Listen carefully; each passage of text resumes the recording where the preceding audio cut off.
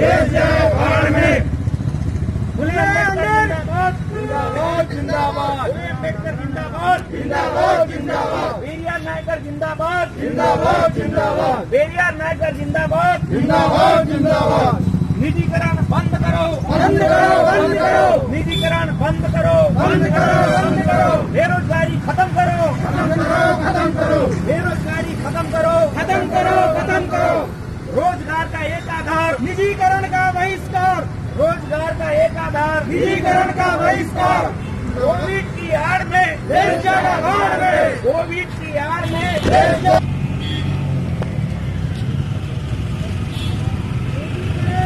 बंद करो बंद करो, बंद करो खत्म करो खत्म करो, बेरोजगारी खत्म करो खत्म करो खत्म करो। रोजगार का एक आधार निजीकरण का बहिष्कार, रोजगार का एक आधार निजीकरण का बहिष्कार। मूल निवासी जागेगा। बताइए थोड़ा। मैं रमेश पंचे जी अध्यक्ष मूल निवासी संघ जिला इकाई बालाघाट। जी ये मूल निवासी संघ केंद्रीय कार्य। मैं RB Dhoke, People's Party of India Democratic Madhya Pradesh का महासचिव। आज मूल निवासी संघ के आह्वान पर हमने ज्ञापन दिया है कलेक्टर महोदय को, देश के महामहिम राष्ट्रपति के नाम। और हमारी जो मांग है प्रमुख रूप से वह है कि देश में जो कोविड-19 चल रहा है, इसकी आड़ में भारत की सरकार निजीकरण करते जा रही लगातार। जी जी उसके परिणाम स्वरूप जो रोजगार के अवसर हैं वो खत्म होते जा रहे हैं, देश में बेरोजगारी बढ़ती जा रही है। और हमारी जो केंद्र की सरकार है वो लगातार गुपचुप तरीके से वो निर्णय लेते जा रही हैं, एक एक सरकारी संस्थानों को निजी हाथों में सौंपी जा रही है। इसका मतलब है कि यह सरकार पूंजीवाद को बढ़ावा देना चाहती है। और हमारा भारत का संविधान जहां लोक कल्याणकारी राज्य की कल्पना करता है, उस कल्पना को ये साकार नहीं होना देना चाहते हैं। इसलिए ये मूल निवासी संघ ने पूरे राष्ट्र में, पूरे देश में ये आह्वान किया है कि ये सरकार को उखाड़ फेंके। जी बिल्कुल। जो सरकार संविधान के विरुद्ध काम करती हो, जो सरकार संविधान से बनी हो और संविधान के विरुद्ध काम करती हो, वो सरकार बने रहने लायक नहीं है।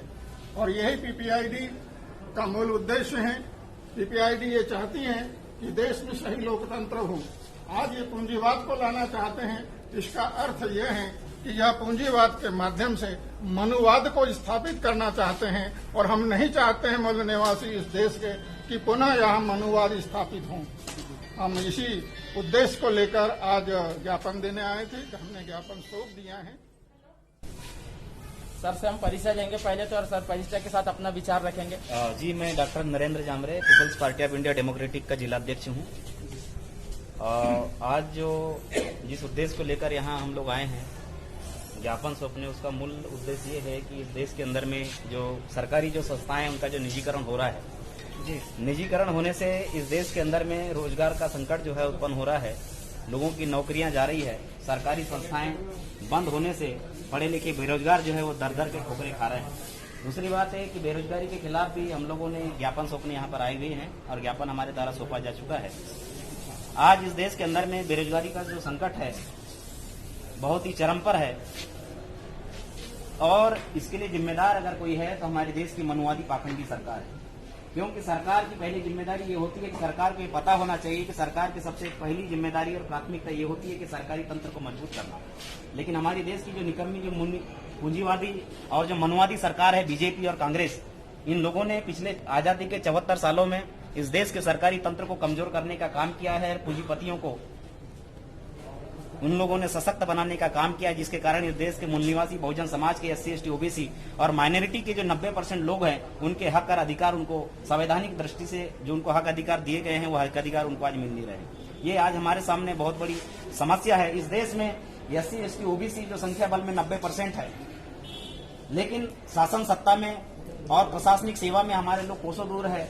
व्यापार में हमारे लोग कोसों दूर है। हमारे लोग वोट तो करते हैं, लेकिन सही मायने में हमारे लोगों को उनका हक और अधिकार आज तक भी उनको प्राप्त नहीं हुआ है। इसके खिलाफ जो है मूल निवासी संघ और Peoples Party of India Democratic जो है वो तब तक लड़ाई करती रहेगी कि जब तक इस देश के अंदर में मनुवादी शासन व्यवस्था को उखाड़ ना फेंके, उस व्यवस्था को हम सत्यानाश न कर दें, तब तक जो है हमारी लड़ाई जारी रहेगी। आज हम देख रहे हैं कि भारतवर्ष में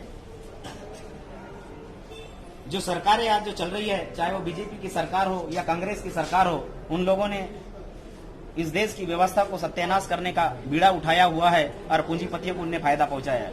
कोविड की आड़ में और देश जाए भाड़ में का जो नारा यहाँ पर लग रहा है, रोजगार जाए भाड़ में का जो नारा यहाँ पर जो लगाया जा रहा है, आज कोविड के लिए जो है, कोविड-19 से लड़ने के लिए, कोरोना से लड़ने के लिए सरकार जो है सरकारी कर्मचारियों का वेतन तक काट रही है। देश से पीएम केयर फंड बनाकर पीएम केयर फंड में देशवासियों से पैसा डलवा रही है। लेकिन दूसरी तरफ जो है 65 हजार करोड़ का जो कर्जा है गवर्नमेंट पूंजीपतियों का माफ कर रही है और 70 हजार करोड़ रुपया गवर्नमेंट जो है वो वर्ल्ड बैंक से उधार लेकर आ रही है। ये कैसा देश है, कैसी हमारी जो सरकार है, सरकार जो है पूरी तरह से निरंकुश हो चुकी है। ऐसी निरंकुश सरकार को उखाड़ फेंकने का जो संकल्प है मूल निवासी संघ ने और Peoples Party of India Democratic ने लिया है और इस कृत संकल्प, इस संकल्प की पूर्ति हेतु हम लोग आज यहाँ पर महामहिम राष्ट्रपति जी के नाम ज्ञापन सौंपने आए हैं। उम्मीद करते हैं कि हमारी आवाज जो है महामहिम राष्ट्रपति जी तक पहुंचे और वो जो है इस देश की सोई भी सरकार को, पाखंडी सरकार को, मनुवादी पाखंडी जो सरकार है, जो ढोंगी सरकार है, इस सरकार को चेताए और उसको होश में लाए कि वो संविधान के अनुरूप काम करे और इस देश के विकास में सहभागी बने। धन्यवाद। मैं बस इतना ही कहना चाहता हूँ। जानते आप जो मुहिम चला रहे हैं आप बिल्कुल सफल होंगे। इसके साथ अब पीछे जैसे हुए सब थोड़ा आपने विचार रखिए। मैं DL मानेश्वर, PPID प्रदेश कार्यकारिणी का जोन प्रभारी। आज यहाँ पर हम लोग मूल निवासी संघ के माध्यम से ज्ञापन सौंपने आए थे राष्ट्रपति महोदय के नाम से। यह देशव्यापी आंदोलन है जिसमें मूल निवासी, इस देश के मूल निवासी समाज को जागृत करना और इस देश में हो रहे कोविड-19 के तहत रचे गए षड्यंत्र, जो राजनीतिक षड्यंत्र रचे जा रहे हैं, जिसके तहत निजीकरण को बढ़ावा दिया जा रहा है, बेरोजगारी बढ़ाया जा रहा है, देश के युवा वर्ग में एक रोष है और वे अपने हक अधिकार की लड़ाई लड़ने के लिए तत्पर हैं, परंतु उनको कोई प्लेटफॉर्म नहीं मिल पा रहा है और जो सरकार है वो सरकार उनके लिए सारे रास्ते बंद कर रही है। इस व्यवस्था के विरुद्ध में मूल निवासी संघ आंदोलन करने जा रहा है और मूल निवासी समाज को जागृत करके इस मुहिम में अपने साथ जोड़ना चाहते हैं। बिल्कुल आप सफल होंगे सर। Thank you sir.